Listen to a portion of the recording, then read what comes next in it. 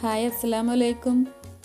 ഇന്ന് വളരെ സിമ്പിൾ എന്ന് വെച്ച് ടേസ്റ്റിന് ഒട്ടും കുറവില്ലാത്ത ഒരു വാട്ടർമെലൺ ജ്യൂസാണ് നിങ്ങളുമായി ഷെയർ ചെയ്യുന്നത്. വാട്ടർമെലൺ ജ്യൂസൊക്കെ എല്ലാവരും അടിക്കുന്നത് തന്നെയായിരിക്കും, പക്ഷേ എല്ലാവരും ഉണ്ടാക്കുകയാണെങ്കിലും എന്തെങ്കിലുമൊക്കെ ഒരു വ്യത്യാസം അതിലെവിടെയെങ്കിലും ഉണ്ടാവും അല്ലേ. അപ്പോൾ എൻ്റെ മെത്തേഡ് എങ്ങനെയാണെന്നാണ് ഞാനിവിടെ പ്രസൻറ്റ് ചെയ്യുന്നത്. അപ്പോൾ നമുക്ക് ഈ തണ്ണിമത്തൻ്റെ ഉള്ളിലുള്ള പൾപ്പൊക്കെ ഒന്ന് എടുക്കാം. എനിക്കിതുപോലെ സ്പൂൺ കൊണ്ട് കോരിയെടുക്കുന്നതാണ് കേട്ടോ ഈസി. കട്ട് ചെയ്തിട്ട് എടുക്കുന്നതിനേക്കാൾ എളുപ്പമാണ് ഇതുപോലെ ചെയ്യുക. അപ്പോൾ മാക്സിമം പറ്റാവുന്നത്ര കുരു ഒഴിവാക്കിയിട്ട് നമുക്കിതിൻ്റെ പൾപ്പ് മാത്രമായിട്ട് എടുക്കാം.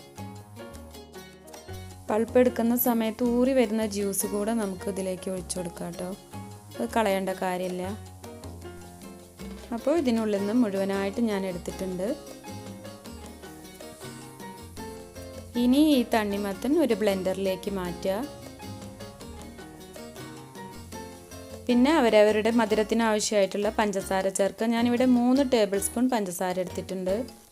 പിന്നെ ഞാനിതിലേക്ക് ഒരു 5-6 ഡ്രോപ്സ് റോസ് എസൻസ് ചേർത്ത് കൊടുക്കുന്നുണ്ട്.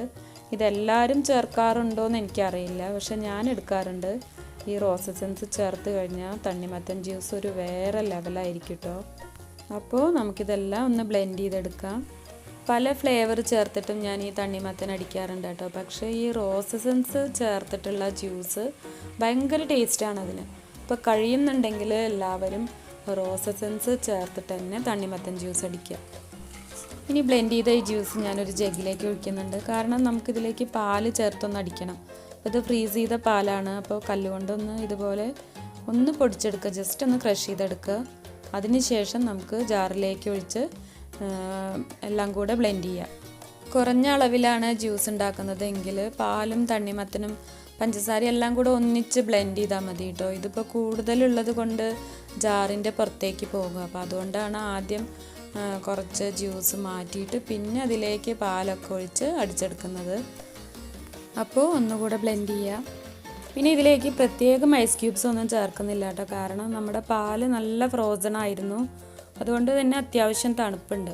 ഇനി നമുക്ക് ആദ്യം അടിച്ച തണ്ണിമത്തൻ ജ്യൂസും ഇപ്പോൾ പാല് ചേർത്ത് അടിച്ചതും രണ്ടും കൂടെ മിക്സ് ആക്കാം.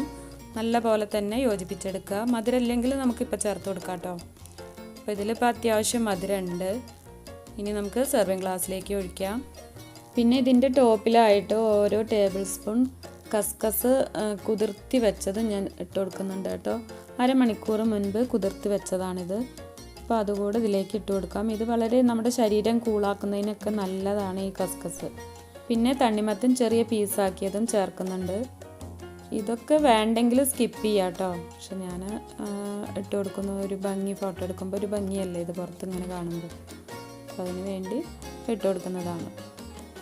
പിന്നെ ചിലർക്ക് ജ്യൂസിൻ്റെ ഇടയ്ക്ക് തണ്ണിമത്തൻ കടിക്കുന്നത് നല്ല ഇഷ്ടമാവും. അപ്പോൾ അങ്ങനെയുള്ളവർക്ക് കുറച്ച് കൂടുതലായിട്ട് പീസാക്കി ചേർത്ത് കൊടുക്കാം. അപ്പോൾ എല്ലാവർക്കും ഈ വീഡിയോ ഇഷ്ടമായി എന്ന് വിചാരിക്കുന്നു. ഓഫാക്കുന്നതിന് മുൻപ് താഴെയുള്ള സബ്സ്ക്രൈബ് ബട്ടൺ ഒന്ന് ക്ലിക്ക് ചെയ്ത് ഓൾ എന്നുള്ള ഓപ്ഷൻ എനേബിൾ ചെയ്ത് വയ്ക്കുക. അപ്പോൾ അടുത്ത് തന്നെ കാണാം ഇൻഷാ അല്ലാഹ്. By, thank you.